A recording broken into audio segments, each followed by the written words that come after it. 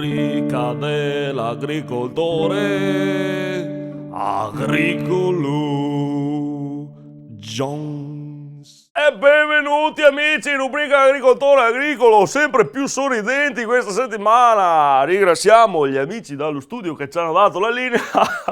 Cos'è questo gesto? È il nuovo gesto per ringraziare. Cosa vuol dire?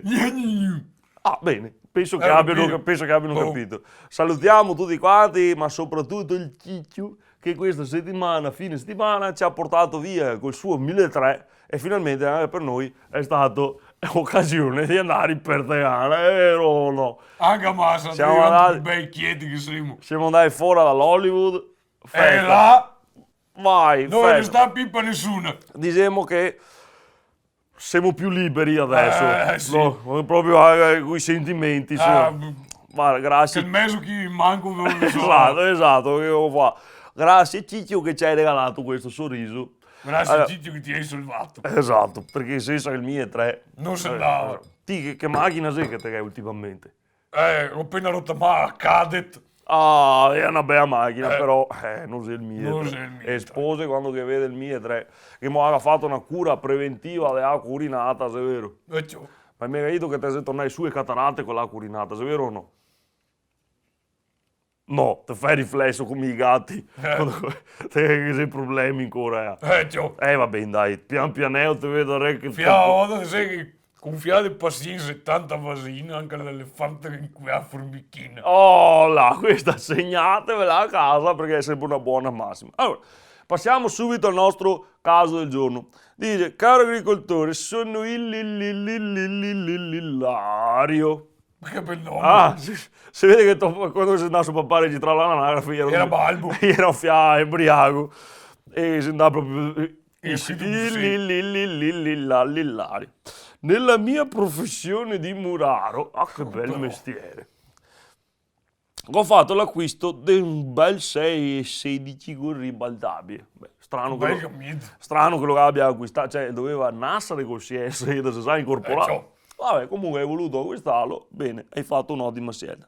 Ma ogni volta che i miei amici, per farmi scherzi, mi impissa sul serbatoio, cosa si...